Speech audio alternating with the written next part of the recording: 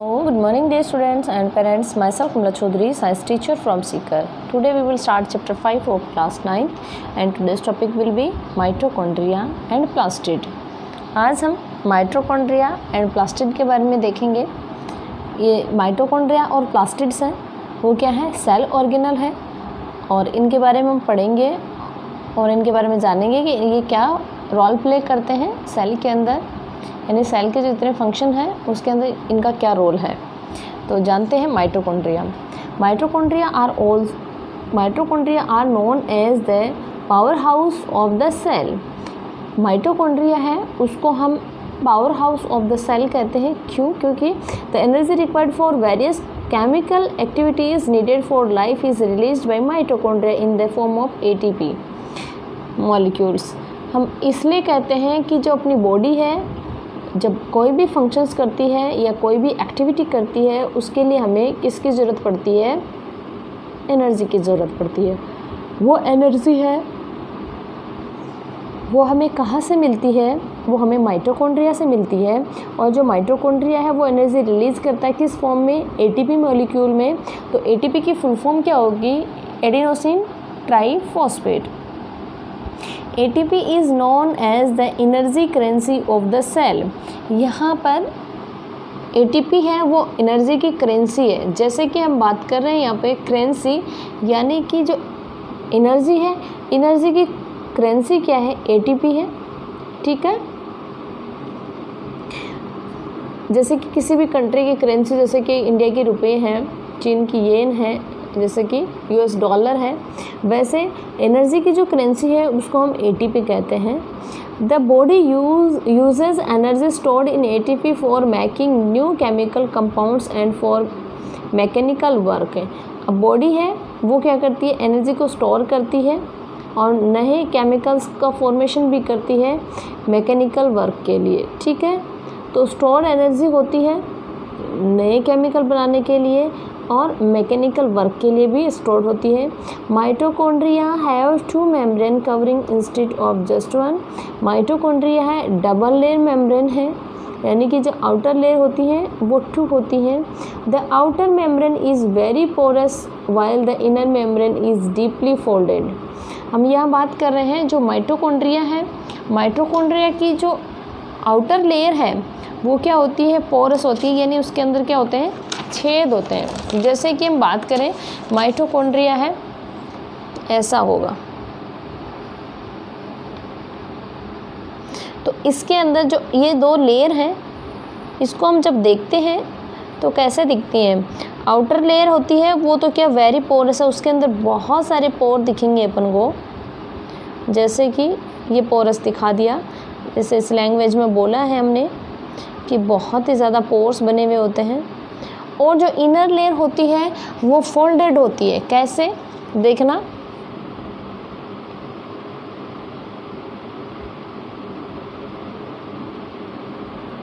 ये ऐसे फोल्डेड होती है।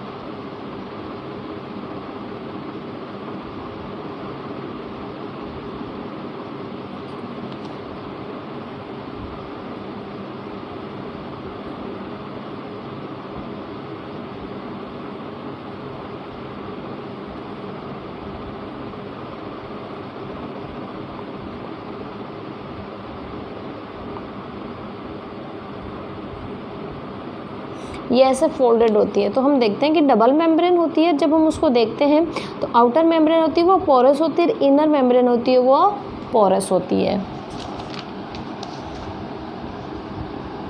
These folds create large surface area for ATP generating chemical reaction।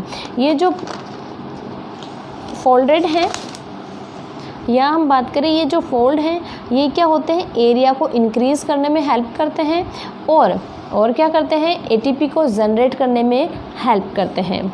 Mitochondria are strange organelles in the sense that they have their own DNA and ribosome, therefore mitochondria are able to make some of their own proteins.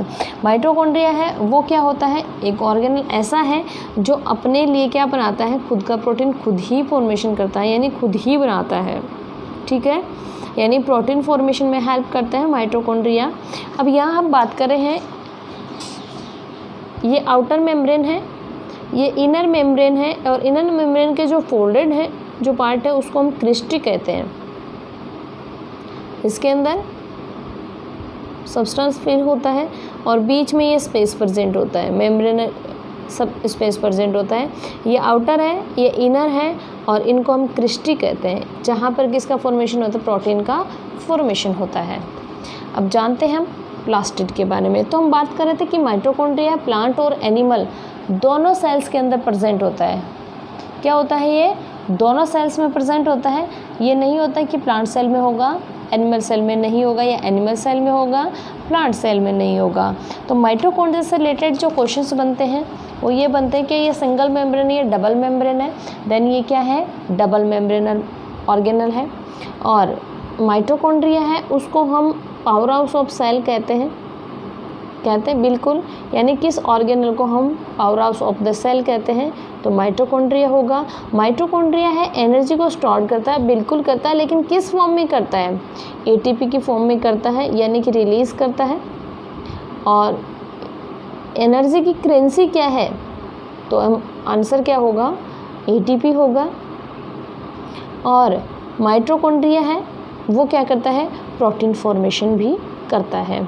अब आगे हम देखेंगे plastid के बारे में कि plastid क्या होता है। प्लास्टिड क्या प्लांट और एनिमल सेल दोनों में होता है। तो सबसे पहले मैं बात करते हैं अपन कि प्लास्टिड होता है ओनली किस में होता है, प्लांट सेल में होता है, एनिमल सेल में नहीं होता है। सबसे पहले मेन डिफरेंस होता है प्लांट और एनिमल सेल का कि प्लास्टिड है वो एनिमल सेल में नहीं होता है, प्लांट सेल में होता है। ये 2 टाइप का होता है प्लास्टिड। एक तो होता है क्रोमोप्लास्ट जो कलर होता है, एक होता है ल्यूकोप्लास्ट जो वाइट कलर होता है या कलर लेस होता है। ठीक है, जो प्लास्टिड होते हैं वो 2 टाइप के होते हैं। तो क्रोमोप्लास्ट जो क्या होते हैं, कलर्ड होते हैं। दूसरा ल्यूकोप्लास्ट जो वाइट या कलरलेस प्लास्टिड होते हैं। Plastids containing the pigment chlorophyll are known as chloroplast है। अब जो प्लास्टिड है वो एक पिगमेंट होता है उसके अंदर क्लोरोफिल नाम का, तो उसको हम किस नाम से जानते हैं, क्लोरोप्लास्ट के नाम से जानते हैं। ठीक है, chloroplast are important for photosynthesis in plant. जो क्लोरोप्लास्ट है वो क्या इम्पोर्टेंट रोल प्ले करता है किसमें, फोटोसिंथेसिस के अंदर। Chloroplast also contain various yellow और orange pigment in addition to chlorophyll.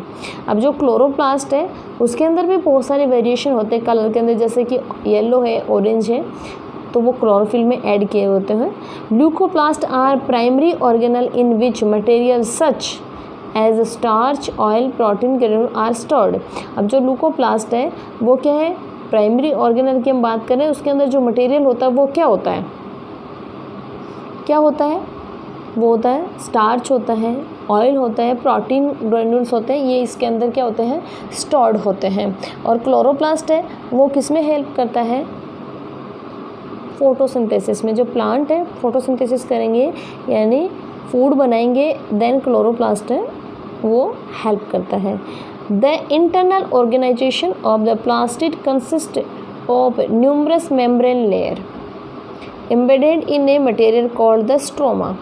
यहाँ हम बात कर रहे हैं कि जो प्लास्टिड होता है बहुत सारी मेम्ब्रेन होती है जिसको हम क्या कहते हैं, स्ट्रोमा कहते हैं। Plastid are similar to mitochondria in external structure.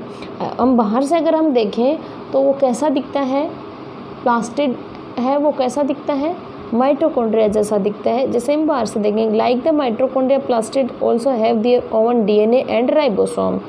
जैसे माइटोकॉन्ड्रिया का खुद का डीएनए होता है, ठीक है, राइबोसोम वगैरह होते हैं, वैसे ही प्लास्टिड का भी खुद का डीएनए होता है एंड राइबोसोम भी होते हैं जो किसका फॉर्मेशन करते हैं, प्रोटीन वगैरह का फॉर्मेशन करते हैं। तो यहाँ हमने देखा कि जो प्लास्टिड है मेनली किस में फाउंड है, मिलता है अपन को प्लांट सेल में होता है। ये 2 टाइप का होता है, एक तो क्या होता है क्रोमोप्लास्ट होता है, दूसरा ल्यूकोप्लास्ट होता है। क्रोमोप्लास्ट कलरफुल है और ल्यूकोप्लास्ट कलरलेस है। अब क्रोमोप्लास्ट है वो प्लांट्स के अंदर प्रेजेंट होता है। वो कौन सा प्लास्टिड होता है, एक पिगमेंट होता है क्लोरोफिल जो प्रेजेंट होता है, उसी की वजह से जो प्लांट है उनका कलर क्या होता है, ग्रीन होता है। अब क्लोरोप्लास्ट है, क्लोरोप्लास्ट के अंदर हम बात करें तो क्लोरोफिल प्रेजेंट होता है, ठीक है। क्लोरोफिल है, क्लोरोफिल को हम क्लोरोप्लास्ट भी कहते हैं। अब क्लोरोप्लास्ट है वो इम्पोर्टेंट रोल प्ले करता है सिंथेसिस में, फोटोसिंथेसिस में। अब इसमें क्या होते हैं, इसमें भी पिगमेंट्स होते हैं येलो और ऑरेंज, ठीक है। ल्यूकोप्लास्ट है, ल्यूकोप्लास्ट का जो काम है वो क्या होता है, स्टार्च, ऑयल और प्रोटीन ग्रेन्यूल को क्या करना है, स्टोर करना होता है। और जो प्लास्टिड है उसके अंदर बहुत सारी मेम्ब्रेन लेयर होती है जिसको हम क्या कह सकते हैं, स्ट्रोमा कहते हैं। स्ट्रोमा और ग्रेना 2 पार्ट्स होते हैं जो प्रीवियस क्लास में हम स्टडी कर चुके हैं इसकी। अब इसकी जो एक्सटर्नल स्ट्रक्चर होती है वो माइटोकॉन्ड्रिया जैसी होती है, और क्लोरोप्लास्ट है उसका खुद का डीएनए और खुद का राइबोसोम होता है, तो ये एनर्जी का फॉर्मेशन भी करता है। तो आज हमने जो देखा वो देखा माइटोकॉन्ड्रिया और प्लास्टिड, और हमने ये भी देखा कि माइटोकॉन्ड्रिया है वो कौन कौन से सेल में प्रेजेंट होता है, और जो प्लास्टिड है वो कौन से सेल के अंदर प्रेजेंट होता है, और माइटोकॉन्ड्रिया का फंक्शन क्या है और प्लास्टिड का फंक्शन क्या है, हमने ये भी देखा। तो आई होप आपको अच्छे से समझ आया है और आप अच्छे से समझ भी रहे हैं। आज के लिए बस इतना ही। Thank you.